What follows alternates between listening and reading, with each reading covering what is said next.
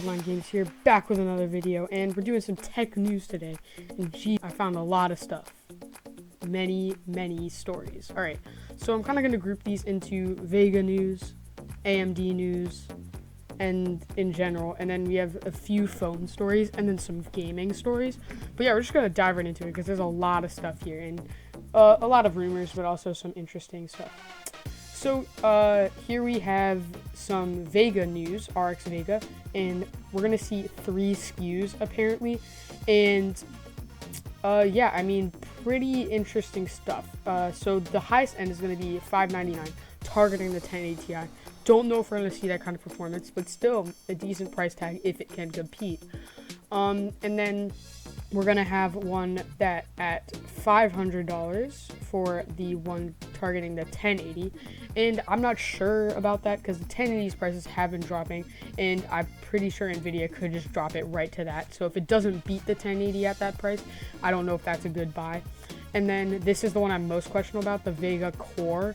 That's going to be a $400 GPU competing with the 1070. Again, if it's not as good as the 1070, don't buy it, because you can get 1070s really close to $400 and sometimes under in the 300s. If you're going used, you can pick one up $350. I would say that's a pretty reasonable price. So these prices don't blow me away. Nothing like Ryzen. Like Ryzen's pricing was pretty revolutionary for those 8-core, 6-core, 4-core SKUs, but I mean, these are still decent prices. It's just if you're pricing them at this price point, then you're gonna need to beat Nvidia. So interesting to see how that plays out.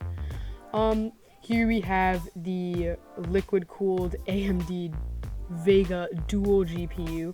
Actually, that's the same story I have here. I just have 2 tabs of it. Basically, they found this in some Linux drivers, and it's gonna be like a Fury X just with 2 GPUs in it. And I don't know, sounds interesting to me.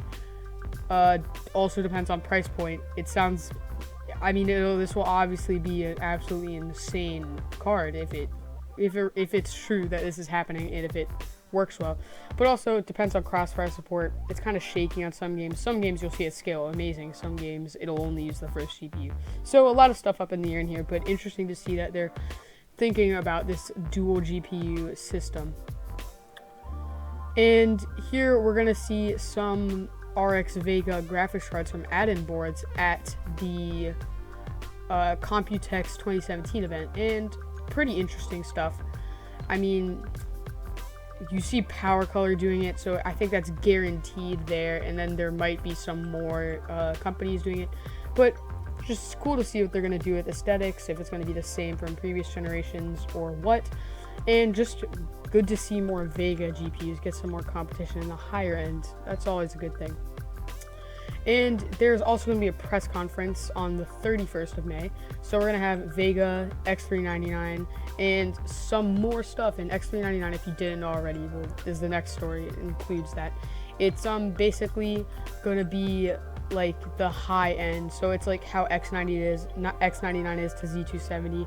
X399 will be to X370. God, names are so similar for these platforms. But it's going to be some massive Ryzen CPUs with very large amount of cores and pins, and it's just going to be pretty cool. And we're going to see Ryzen going into these high-end CPU markets, even more so than the 8-core 16-thread offerings.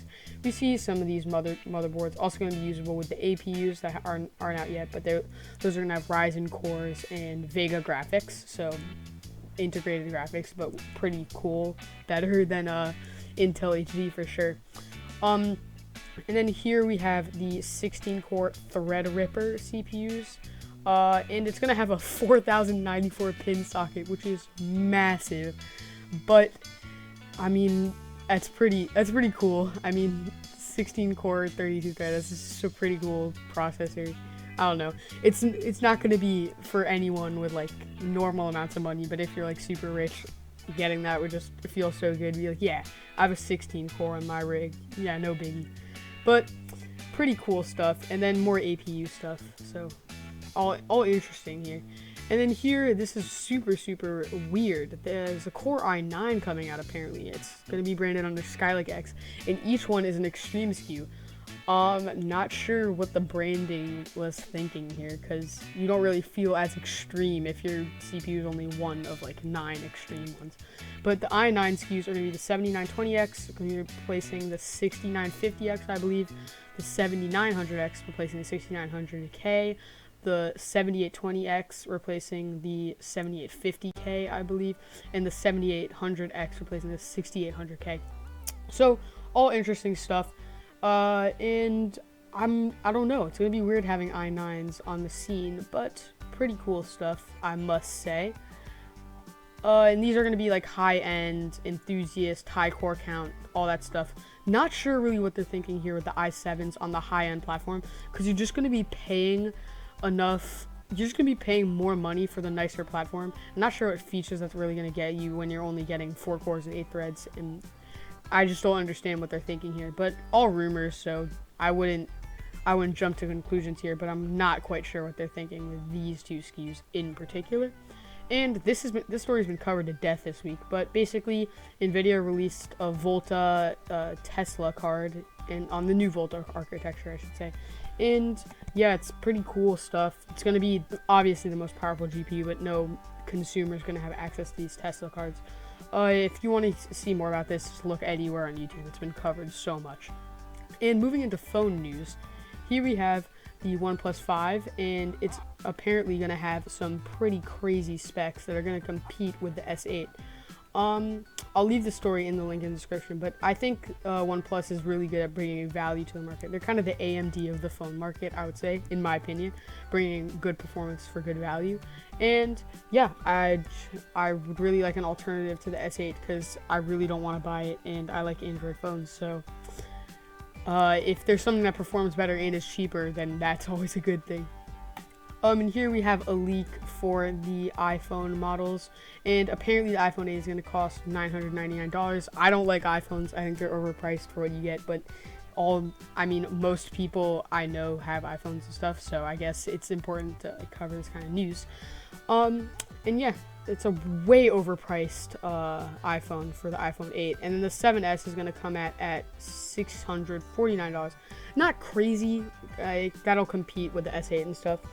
And the 7S Plus is $769, which is also a tad expensive, but not really unreasonable, I would say. This is just crazy though. No one in their right mind should buy that.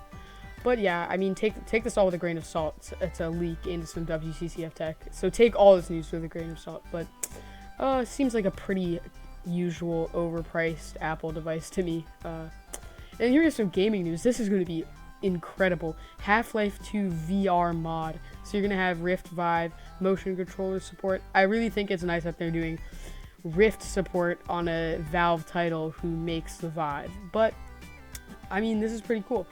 And since we're not getting Half-Life 3, the best they can do is make freaking Half-Life 2 and do a VR game. So sounds good to me. They're trying to enable crossplay for Xbox One and PC on Sea of Thieves. And here's just some part of the interview. It was like, tested out crossplay in a home environment, blah blah blah, all that stuff. So maybe we're gonna see some more games try and break this barrier of platforms, and I really would appreciate that, especially with VR titles. Since the player base is so small, you should at least be able to play with whoever has a VR headset, no matter if it's PSVR, Rift, Vive. I just think that's kind of crazy. Since not many people have them to begin with, you're just limiting how many people you can play on these online games. So I appreciate this. Even though it's not a VR title, that's where I would particularly like to see crossplay come in. And yeah, that was a lot of news, but hope you enjoyed it. Take all this with a grain of salt as usual, but some pretty interesting stuff. And yeah, that's going to be it for today. Peace out, guys.